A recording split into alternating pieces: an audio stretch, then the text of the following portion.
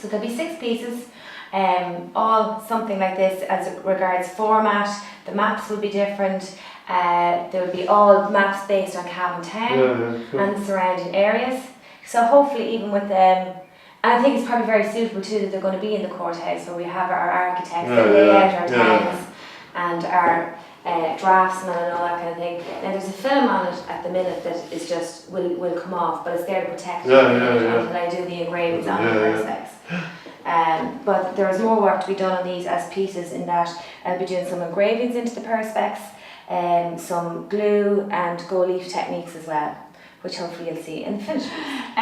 It's a play of sort of to do with patterns and lines and stuff like that too, and I suppose the geography of the area. But I'm personally, as regards art elements, what interests me is line, shape, tone, texture, and they're all very apt to do with the maps, because I've gone into the drawing offices in Cavan County Council, gone back as far as the oldest maps of Cavan Town that can be found, right up to the most contemporary, you know.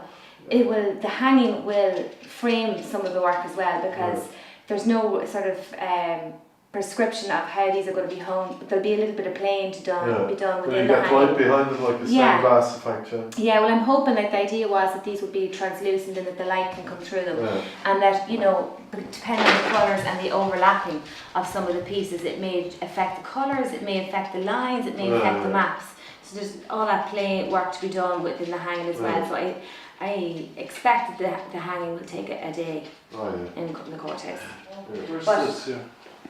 That is down on Farnham Street, the jail. Alright, yeah.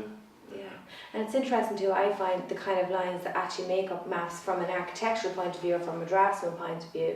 The notation lines make to suggest whether it's a river, whether it's a boundary line, whether it's an open area, all that kind of thing, and how that changed over time too. And like as I said, the first map I had, it goes back to the 1930s, you know, and how the maps have evolved.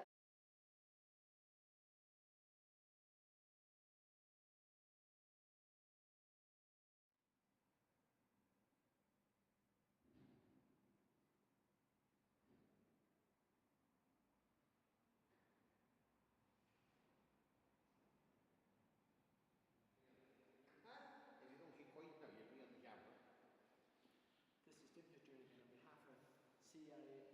Where are you looking, John?